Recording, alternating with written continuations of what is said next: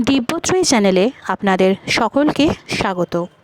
অচিন্ত্য কুমার সেনগুপ্তর লেখা পরম পুরুষ শ্রী শ্রী রামকৃষ্ণ থেকে পাঠ, আজ পর্ব 17। স্থাপকায় চ ধর্মস্য সর্বধর্মস্বরূপিণে অবতার বরিষ্ঠায় রামকৃষ্ণায় তে নমঃ। ঘর আলো করা বউ এসেছে সংসারে। বরবধূকে দেখবার জন্য কত লোক এসেছে আনন্দ করে। কত শান্তির দিন আজ চন্দ্রমণির। কিন্তু এত সত্ত্বেও একটা দুঃখের কাঁটা তার মনের মধ্যে খচখচ করছে। বউয়ের গা থেকে গয়নাগুলো খুলে নিতে হবে। বউকে গয়না গড়িয়ে দেবে এমন সঙ্গতি নেই চন্দ্রমণির। লাহাবাবুদের বাড়ি থেকে চেয়ে নিয়ে এসে বিয়ের দিন সাজানো হয়েছিল বউকে। ফিরিয়ে দেবার দিন আজ। লাহাবাবুদের কাছে মুখ থাকবে না নইলে। কিন্তু কোন মুখেই বা ওই কচি গা থেকে গয়নাগুলো খুলে নেব? মার মনের ব্যথাটা বুঝতে পেরেছে গদাধর। বললে, তুমি কিছু ভেবো না, আমি খুলে নিতে পারবো। ঘুমিয়ে পড়েছে সারদা। শৈশব শান্তিতে ঘুমিয়েছে। ডান হাতখানি আলগোছে আলতো করে তুলে ধরেছে গদাধর। সন্তর্পণে খুলে নিচ্ছে গয়না। তেমনি এক সময়ে আবার বাঁ হাত থেকে ক্রমে ক্রমে একে একে আর সবগুলোই। সারদা যেমন ঘুমে তেমনি ঘুমে। টের পেল ঘুম থেকে জেগে উঠে। এ কি, তার গায়ের গয়না কি হলো? কে নিল? কাঁদতে বসলো সারদা। চন্দ্রমণির বুক ফেটে যাচ্ছে। সারদাকে কোলে বসিয়ে আদর করতে লাগলেন। বললেন, গেছে গেছে, তুমি কেঁদো না। এর চেয়ে ঢের ভালো গয়না কত দেবে তোমাকে গদাই। সারদা শান্ত হলো বটে, কিন্তু তার খুড়ো মেনে নিতে চাইলেন না ঘাড় পেতে। নতুন বালিকা বধূকে একেবারে বৈরাগিনী সাজিয়ে দেওয়া, যা নয় তাই দিয়ে সাজিয়ে ফের সেই সাজ লুকিয়ে খুলে নিয়ে যাওয়া, এ প্রবঞ্চনা ছাড়া আর কি? ঘোর বিরক্ত হলেন। সারদাকে নিয়ে সোজা ফিরে গেলেন জয়রামবাটিতে। কোথায় আর যাবে? পরিহাস ছলে মাকে প্রবোধ দিল গদাধর। ও ফিরে না আসুক, কিন্তু বিয়ে তো আর ফিরবে না। শ্রীমা যখন দক্ষিণেশ্বরে ছিলেন, ঠাকুর তাকে সোনার গয়না গড়িয়ে দিয়েছিলেন। উপর হাতে তাবিজ আর নিচের হাতে বালা। ওরে, বালা কিন্তু ডায়মন্ড কাটা হবে। ঠাকুরের দেখি গয়নার নকশার উপরেও নজর। ওরে, পঞ্চবটিতে যখন সীতাদেবীকে দেখেছিলাম, তখন তার হাতে ডায়মন্ড কাটা বালা ছিল। সেই রকম বালা দেব ওকে। বিষ্ণুঘরের যখন গয়না চুরি গেল, মথুরবাবু ঠাকুরকে খোঁটা দিলেন। ছি ঠাকুর, তুমি তোমার গয়না রক্ষা করতে পারলে না। ঠাকুর বললেন, তোমার বুদ্ধিকে বলিহারি। স্বয়ং লক্ষ্মী যার দাসী, তার কি ঐশ্বর্যের অভাব? তুমি কি ঐশ্বর্য তাকে দিতে পারো? ও গয়না তোমার পক্ষেই একটা ভারী জিনিস, মস্ত জিনিস, কিন্তু ঈশ্বরের কাছে মাটির ঢেলা। সেই কথাই আবার বলেছিলেন কেশব সেনকে। তোমরা এত ঐশ্বর্য বর্ণনা করো কেন? হে ঈশ্বর, তুমি সূর্য করেছো, চন্দ্র করেছো, আকাশ করেছো, এসব বলার কি দরকার? শুধু বাগান দেখেই তারিফ করে লাভ কি? বাগানের মালিকবাবুকে দেখবে না? বাগান বড় না বাবু বড়? নরেন্দ্রকে যখন আমি দেখলাম, তখন আমি শুধু তাকেই দেখলাম। তার কোথায় বাড়ি, বাবার কি নাম, কি করে, তারা কটি ভাই, ভুলেও একদিনে জিজ্ঞাসা করলাম না। আমার অত খবরে কাজ কি? আমি আম খেতে এসেছি, আম খেয়ে যাব। বাগানের কটা গাছ, কটা তার ডালপালা, কত তার পাতা, ও খোঁজে আমার কি হবে? মদ খাওয়া হলে সুরির দোকানে কত মন মদ আছে তার হিসেবে আমার কি দরকার? আমার এক বোতলেই কাজ হয়ে গেছে। তবে কি জানো, মানুষ নিজে ঐশ্বর্য ভালোবাসে বলে ভাবে ঈশ্বরও বুঝি তাই ভালোবাসেন। তবে ঈশ্বরের ঐশ্বর্য প্রশংসা করলে তিনি খুশি হবেন। ঈশ্বরের কাছে ওসব বাজিকরের বাজি, পঞ্চভূতের কুহক কৌশল।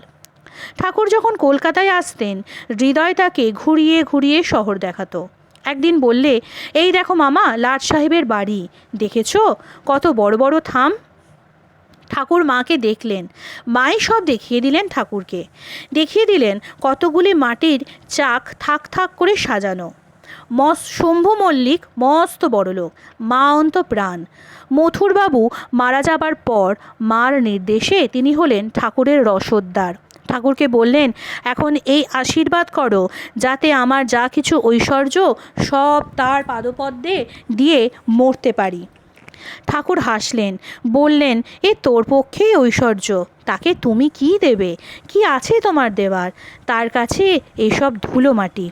যদি কিছু দিতে চাও ভক্তি দাও, প্রাণ ঢালা ভক্তি। ঈশ্বর কি ঐশ্বর্যের বশ?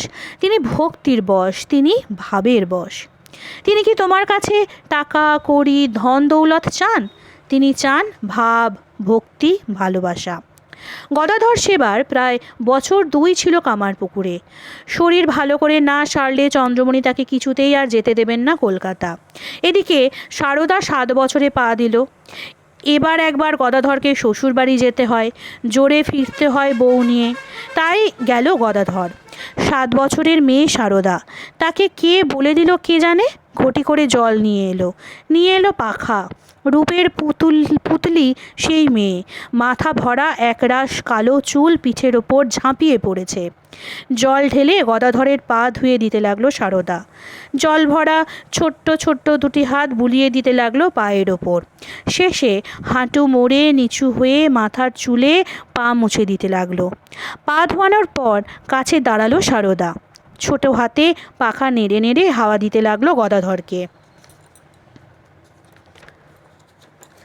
বৈকুণ্ঠে লক্ষ্মী বসেছেন বিষ্ণুর পদসেবায়, কিংবা সারদা গদাধরের এই সেবাতেই নিয়স্থিত সারদা।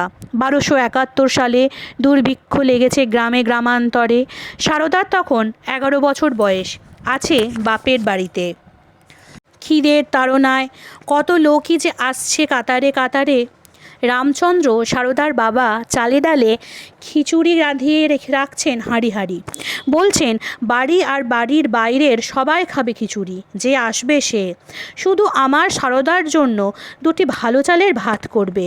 তাকে তো শুধু খাওয়ানো নয়, তাকে একটু ভোগ দেওয়া। এক এক দিন এত লোক এসে পড়ে যে রাধা খিচুড়িতে কুলোয় না, আবার চড়ানো হয় তক্ষুনি। আর সেই গরম খিচুড়ি ঢেলে দেয় ক্ষুধার্তদের পাতায়। যেমন তপ্ত খিদে তেমনই তপ্ত খিচুড়ি। সারদা পাখা নিয়ে এসে 2 হাতে বাতাস করে। আহা, শিগগির করে জুড়োক, খিদের অন্ন কতক্ষণ মুখে না দিয়ে থাকা যায়। 11 বছরের বালিকা নয়, স্বয়ং বিশ্বমাতা দুঃখার্ত জীবের ক্ষুধা হরণ করতে এসেছেন। তার আগে 5 বছরের যখন মেয়ে, তখন থেকে সে সংসারের কাজে সাহায্য করছে। ক্ষেত থেকে তুলে এনে চরকায় পইতে কাটছে, মুনিশদের মুড়ি গুড় দিয়ে আসছে মাঠে। একবার পঙ্গপাল এসে সমস্ত ধান নষ্ট করে দিলে মাটি থেকে ধান কুড়োবার পালা পড়ল। সারদার ছোট্ট ছোট্ট 2টি মুঠিতে কি কম জায়গা? সেও লেগে গেল ধান কুড়োতে। আকণ্ঠ জলে নেমে গরুর জন্য দলদাস ঘাস কাটছে। একবার দল ঘাস কাটবার সময় দেখল তারই সমবয়সী আর একটি মেয়ের হাতে দা, সেও কাটছে দলদ ঘাস। কে মেয়ে, কেন কাটছে, কে বলবে? কাটছে বটে, কিন্তু নিচ্ছে না। একটি দল কেটে উপরে রেখে এসে সারদা দেখছে আর একটি দল কেটে রেখেছে মেয়েটি। সারদাকে আর কাটতে হচ্ছে না। এমনি আরও কত দেখেছে সারদা। 13 বছর বয়সে যখন সে আবার কামারপুকুরে যায়, তখন হালদার পুকুরে একা একা নাইতে যেতে তার ভয় হতো। নতুন বউ একলা ঘাটে যাবে কি? খিড়কির দরজা দিয়ে বেরিয়ে এসে দেখে 8টি মেয়ে ছেলে দাঁড়িয়ে, তারাও নাইতে চলেছে। আর তবে কিসের ভয়? রাস্তায় নামলো সারদা। মেয়ে ছেলেদের 4 জন তার আগে, 4 জন তার পিছনে। তার সঙ্গে তারাও আগে পিছে হয়ে স্নান করলে। তেমনি করে পৌঁছে দিয়ে গেল বাড়ি। এমনি শুধু একদিন নয়, নিত্যি। কিন্তু কারা এরা? গ্রামের নতুন ছুটুলে বউ সারদা, তার সে কি জানে। এবার 7 বছর বয়সে স্বামীর সঙ্গে জোরে এসেছে সে কামারপুকুরে। কিন্তু মাঙ্গলিক অনুষ্ঠান সম্পূর্ণ হবার পরেই গঙ্গাধর জেদ ধরল দক্ষিণেশ্বরে ফিরে যাব। চন্দ্রামণি আর পীড়াপিড়ি করতে পেলেন না। গদাধর এখন অনেক সুস্থ হয়েছে, শান্ত হয়েছে, তারপর বিয়ে করেছে সজ্ঞানে। চন্দ্রামণির এখন অনেক আশ্বাস, অনেক জোর। সারদাই তার সেই বল ভরসা। কিন্তু দক্ষিণেশ্বরে ফিরেই গদাধর আবার জেগেছে। কোথায় তার মা ভাই, কোথায় তার স্ত্রী সংসার? আবার দেখতে দেখতে বুকটা লাল হয়ে উঠল। শুরু হলো দুঃসহ গাত্রদাহ। আবার চোখের কোণ থেকে ঘুম গেল অদৃশ্য হয়ে। আবার দেখা দিল সেই অসাধ্য রোগ। আবার শুরু হলো মার জন্যে কান্না। তোকে ডাকার এই ফল হলো মা? শরীরে এই বিষম ব্যাধি দিলি? যাই থাক এই শরীর, তবু তুই আমাকে ছাড়িস নে। তুই আমাকে দেখা দে, আমায় শুধু তুই এইটুকু কৃপা কর। আমার কেউ নেই, আমার কেউ নেই তুই ছাড়া। আজকের মতো পর্ব এখানেই শেষ হলো। পরের পর্ব আসবে আগামীকাল। নমস্কার।